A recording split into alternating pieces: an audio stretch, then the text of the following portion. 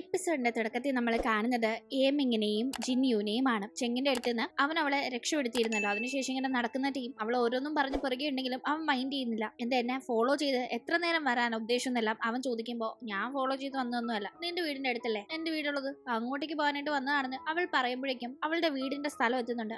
ഇനി എന്തായാലും ഞാൻ ഫോളോ ചെയ്ത് വരുന്നില്ല എന്ന് പറഞ്ഞ് അവൾ ഗേറ്റ് തുറക്കാനായി തുടങ്ങുമ്പോഴാണ് താക്കോൽ എടുത്തില്ലല്ലോ എന്ന് ഓർക്കുന്നത്. തുടർന്ന് അവന്റെ സഹായത്തോടെ മതിൽ ചാടി അവൾ അവളുടെ തന്നെ വീടിന്റെ കോമ്പൗണ്ടിനകത്തേക്ക് കിടക്കുന്ന ആ ഒരു ടീം പൊത്തോന്ന് മതില് ചാടി അവൾ നിലവിളിക്കുമ്പോൾ എന്തുപറ്റി, ജീവനോടെ ഉണ്ടോന്ന് അവൻ കളിയാക്കുന്നുണ്ട്. അത് കേൾക്കുന്ന അവൾ ജീവനോട് കൂടി തന്നെ ഉണ്ട്, എന്തായാലും ഞാൻ കാരണം കൈ പറ്റിയ മുറിവിന് കോമ്പൻസേറ്റ് ചെയ്യാനേ ഞാൻ ജീവനോടെ ഉണ്ട്, പിന്നെ മുറിവിൽ മരുന്ന് വെക്കാൻ മറക്കണ്ടെന്ന് പറഞ്ഞ് അവൾ അകത്തേക്ക് കയറി പോന്നു. അവൾ അങ്ങനെ ഇപ്പൊ എത്തി നിൽക്കുന്നത് അവളും അമ്മയും താമസിച്ചിരുന്ന വീട്ടിലാണ്. അമ്മയില്ല, അമ്മ മരണപ്പെട്ടു. ഇപ്പൊ അവിടെ എത്തി അവൾ അമ്മയുടെ കൂടെ പണ്ടെടുത്ത ഫോട്ടോ ഇങ്ങനെ ഭയങ്കര ഇമോഷണലായി നോക്കിയിരിക്കുകയാണ്.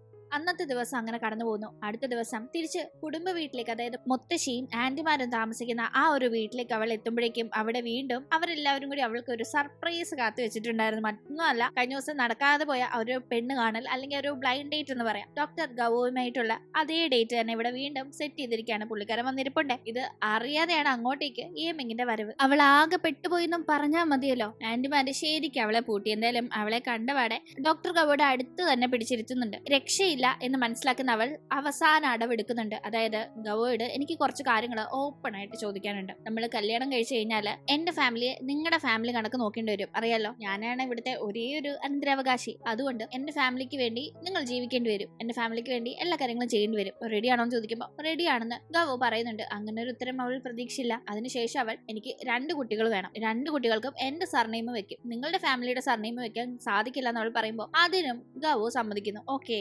എല്ലാത്തിനും അങ്ങ് സമ്മതിക്കുന്നുണ്ടല്ലോ. മുത്തശ്ശി എത്ര സ്ത്രീധനം തരാന്ന് പറഞ്ഞു എന്ന് അവൾ ചോദിക്കുമ്പോൾ കാറും വീടും എല്ലാം എഴുതി തരാന്ന് പറഞ്ഞു എന്ന് ഗവോ പറയുമ്പോൾ അത് ചാൻസ് ആക്കി എടുത്തവൾ അതൊന്നും നടക്കത്തില്ല, അങ്ങനെ കാറും വീടും ഒക്കെ തന്ന് എന്നെ ആരും കെട്ടേണ്ട ആവശ്യമില്ല എന്നെല്ലാം അവൾ പറഞ്ഞു എണ്ണിക്കുമ്പോൾ അയ്യേ തമാശ പറഞ്ഞതല്ലേ, എനിക്ക് എന്തിനാ കാറും വീടും, ഈ പറഞ്ഞ കാര്യങ്ങളൊക്കെ എനിക്ക് സ്വന്തമായിട്ടുണ്ടല്ലോ, അതുകൊണ്ട് അത് വാങ്ങി ഒരു പെണ്ണ് കെട്ടേണ്ട ആവശ്യമൊന്നും എനിക്കില്ലാന്ന് ഗവോ പറയുമ്പോഴേക്കും ഗവോയുടെ സംസാരത്തിലും അവന്റെ ആറ്റിറ്റ്യൂഡിലും ഒക്കെ വളരെ ഇംപ്രസ്ഡ് ആയി. ഓൾറെഡി അവനെ ഇഷ്ടപ്പെട്ട് ഇവിടെ പെണ്ണ് കാണാൻ കൊണ്ടുവന്ന മുത്തശ്ശിയും ആന്റിമാരും വളരെ ഇംപ്രസ്ഡ് ആവുന്നുണ്ട്. ഇത്രയും നേരം ഇവിടെ ഈ ഒരു ചോദ്യോത്തര പരിപാടി നടത്തിയ ഏമിങ്ങിന്റെ ലക്ഷ്യം ഗവോയെ കൂടുതൽ അറിയുക എന്നതായിരുന്നില്ല, മറിച്ച് അയാൾ സമ്മതിക്കാൻ ചാൻസ് ഇല്ല എന്ന് തോന്നുന്ന ഓരോ കണ്ടീഷൻസ് മുന്നോട്ട് വെച്ച് അയാൾ എങ്ങനെയും ഈ ഒരു പെണ്ണ് കാണലിൽ നിന്ന് പിന്തിരിപ്പിക്കുക എന്നതായിരുന്നു. പക്ഷെ അവളുടെ ഒരു ഉദ്ദേശവും അവിടെ നടന്നില്ല. അവൾ വിചാരിച്ചതിന് നേരെ ഓപ്പോസിറ്റ് ആയി എല്ലാത്തിനും ഗവോ സമ്മതിക്കുകയായിരുന്നു ഉണ്ടായത്. അതുകൊണ്ട് അവൾ ആകെ ചമ്മി പോകുന്നുണ്ട്. ഇവർ ഈ കല്യാണം ഉറപ്പിക്കുമെന്ന് മനസ്സിലാവുന്ന അവൾ ടെൻഷൻ കയറി വേഗം അവിടെ നിന്ന് പോകുന്നത് ജിന്യുവിനെ കാണാനായിട്ടാണ്. ഇവരോടൊക്കെ പറയാതെയാണ് അവൾ ഇവിടെ നിന്ന് പോകുന്നത്. ഫാങ്ങിനെ കാണാൻ ഹോസ്പിറ്റലിൽ പോവാണെന്നൊരു എക്സ്ക്യൂസ് പേപ്പറിൽ എഴുതി വെച്ച് പോയ അവൾ ആക്ച്വലി ജിന്യുവിന്റെ വീടിന് അടുത്തുള്ള അവളുടെ പഴയ വീടില്ല, അമ്മ അവളും താമസിച്ചിരുന്ന വീട്,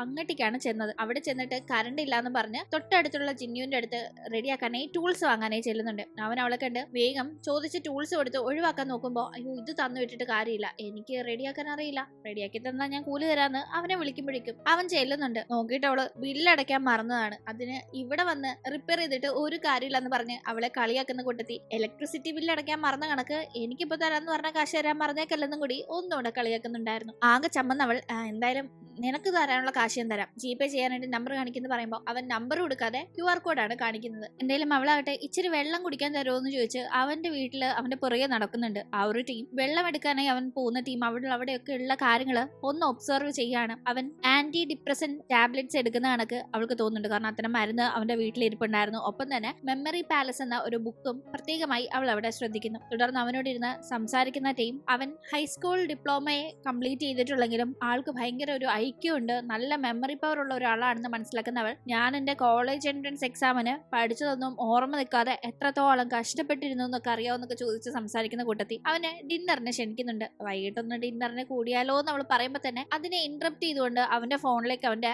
ഗേൾ ഫ്രണ്ട് ആയിരുന്ന ജിയാങ്ങിന്റെ കോള് വരുന്നു. ജിയാങ് ഉടനെ തന്നെ നാട്ടിലേക്ക് എത്തുന്നുണ്ടെന്നും അവളുടെ ഒരു ഹൈസ്കൂൾ ക്ലാസ്മേറ്റിന്റെ മാരേജില് ബ്രൈഡ്സ് മെയ്ഡ് ആവാനായിട്ടാണ് വരുന്നതെന്നും വരുമ്പോൾ അവനെ ഒന്ന് കണ്ട് കാര്യങ്ങളൊന്ന് ക്ലിയർ ചെയ്ത് സംസാരിക്കാൻ താല്പര്യമുണ്ടെന്നും വന്ന് കാണണമെന്നൊക്കെയാണ് അവൾ പറയുന്നത്. അങ്ങനെ ആ കോൾ അപ്പോൾ വന്നതുകൊണ്ട് തന്നെ അവൾ ഡിന്നറിന് ഇൻവൈറ്റ് ചെയ്തതിനെ പറ്റി പിന്നീട് അവിടെ ഒരു സംസാരവും നടക്കുന്നില്ല. ഈ സമയത്ത് ജിന്യുവിന്റെ മനസ്സിൽ ഇപ്പോഴും നോവായി കിടക്കുന്ന അവന്റെ കുട്ടിക്കാലത്ത് നടന്ന ചില സംഭവങ്ങൾ മനസ്സിലേക്ക് മിന്നി മറയുന്നുണ്ട്. അമ്മ അവനെ ഭയങ്കരമായി കുട്ടിക്കാലത്ത് ഉപദ്രവിച്ചിരുന്നതും അച്ഛനെത്തി അവനെ ആശ്വസിപ്പിച്ചിരുന്നതും ഒക്കെ അവൻ ഇങ്ങനെ ഓർത്തുകൊണ്ട് പോയിട്ടുണ്ടായിരുന്നത് ഒരു കല്ലറയുടെ അവിടെയാണ്. കുറച്ചു നേരം അവിടെ ഇരുന്ന ശേഷം അവൻ പോരാനായി ഒരുങ്ങുമ്പോഴേക്കും കുറെ കാറുകളും ആളുകളും അങ്ങോട്ട് അങ്ങോട്ടേക്ക് എത്തുന്നുണ്ട്. അതിനകത്തുള്ളത് ആരാണെന്ന് മനസ്സിലായിട്ടാണോ എന്തോ, എന്തായാലും വേഗം തന്നെ ജിന്നു അവിടെ നിന്ന് സ്ഥലം വിടുന്നു. തിരിച്ച് വീട്ടിലേക്ക് എത്തി അവൻ ഇങ്ങനെ വീണ്ടും വിഷമിക്കുന്ന ആ ഒരു ഓർമ്മകൾ അയവിറക്കിക്കൊണ്ടിരിക്കുകയാണ്. അതിലൊരു കാർ ആക്സിഡന്റ് നടന്നതും അവൻ ഒന്നും പറ്റാതെ അവിടെ നിൽക്കുമ്പോൾ അമ്മ അവനോട് നീ ചത്തില്ല എന്നൊക്കെ ചോദിച്ച് ഭയങ്കര റൂഡായി പെരുമാറുന്നതുമാണ് ഇപ്പൊ അവൻ ആലോചിച്ച് വിഷമിച്ചിരിക്കുന്നത്. അപ്പോഴേക്കും ഒന്ന് വിഷമിക്കാൻ പോലും അവനെ സമ്മതിക്കാത്ത രീതിക്ക്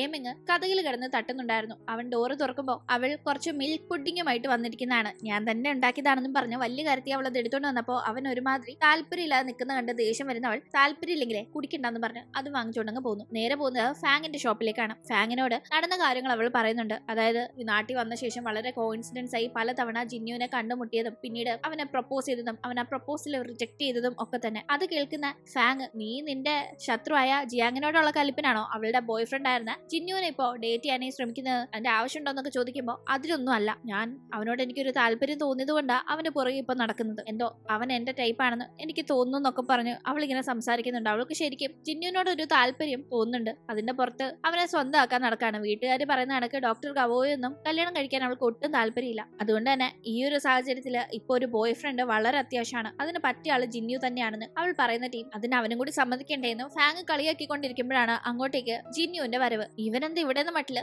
ഏമിങ് നോക്കുമ്പോൾ ഇവൻ ഇവിടെ പാർട്ട് ടൈം ജോലിക്ക് വന്നതാ. ഇതുപോലെ പല സ്ഥലത്ത് അവൻ പാർട്ട് ടൈം ജോലിക്ക് പോകാറുണ്ടെന്ന് ഫാങ് പറയുമ്പോഴാണ് ഏമിങ് അത് അറിയുന്നത്. അവനാകട്ടെ അവിടെ ജോലി ചെയ്യാനായിട്ട് ലിസ്റ്റ് തയ്യാറാക്കി വെച്ചിരുന്നത് ഇങ്ങനെ എടുക്കാനായി ഒരുങ്ങുമ്പോഴേക്കും അവിടെ ഉണ്ടായിരുന്ന മിൽക്ക് പുഡിങ് എടുക്കാനായിട്ടാണ് അവൻ കൈ നീട്ടുന്നതെന്ന് കരുതി ഏമിങ് ജാടയിൽ അത് എടുത്തു മാറ്റുന്നുണ്ട്. ഞാൻ കുടിക്കാൻ തന്നപ്പോ നീ കുടിച്ചില്ലല്ലോ, അങ്ങനെ ഇപ്പൊ കുടിക്കണ്ടെന്ന്. എന്തായാലും അവൻ അവിടെ ഫാങ്ങിനോട് ജോലിയുടെ കാര്യങ്ങളും മറ്റും സംസാരിക്കുമ്പോൾ അത് കേട്ട് നിന്ന് ഏമിങ് നീ എത്ര സ്വീറ്റ് ആയിട്ടാണ് ഇപ്പൊ സംസാരിക്കുന്നത്, അപ്പൊ നിനക്ക് ഇങ്ങനൊക്കെ സംസാരിക്കാൻ അറിയാം, എന്നോട് മാത്രം എപ്പോഴും പഠിച്ചു കീറുന്ന കണക്കല്ലേ നീ സംസാരിക്കാറുള്ളതെന്നെല്ലാം ദേഷ്യപ്പെടുന്നുണ്ടായിരുന്നു. അപ്പോഴാണ് അങ്ങോട്ടേക്ക് ചെങ്ങിന്റെ വരവ്. ചെങ് അവിടെ ജിന്നുവിനെ കണ്ടപാടെ നീ എന്താ ഇവിടെ ചോദിക്കുമ്പോൾ ഇന്നത്തെ പാർട്ട് ടൈം ജോലി ഇവിടെയാണെന്ന് അവൻ പറയുന്ന ടീം ശരി നീങ്ങുവാന്നും പറഞ്ഞ് ഏമിങ്ങിനെ സംസാരിക്കാനായി മാറ്റി നിർത്തുന്നു. ഈ ഒരു ടീം അന്ന് അങ്ങനെ പെരുമാറിയതിന് സോറി പറയുന്നുണ്ട് ചെങ്. അതൊന്നും സാരമില്ല, എനിക്കും ഈ ഒരു ഇഷ്യൂ ഒന്ന് പറഞ്ഞു തീർക്കണമെന്നുണ്ടായിരുന്നു, അതിങ്ങനെ തീർന്നെങ്കിൽ നല്ല കാര്യം എന്നെല്ലാം അവൾ പറയുമ്പോഴേക്കും അവൾക്ക് ജിന്നുവിനോട് താല്പര്യം ഉണ്ടെന്ന് സംസാരം കേട്ട് മനസ്സിലാക്കുന്ന ചെങ് അവൻ നിന്നെക്കാളും 2 വയസ്സ് ഇളയതാ, അത് നിനക്ക് അറിയാവുന്നൊക്കെ ചോദിക്കുമ്പോൾ അതൊന്നും എനിക്കൊരു പ്രശ്നമല്ലാന്ന് അവൾ പറയുന്ന ടീം അവനെ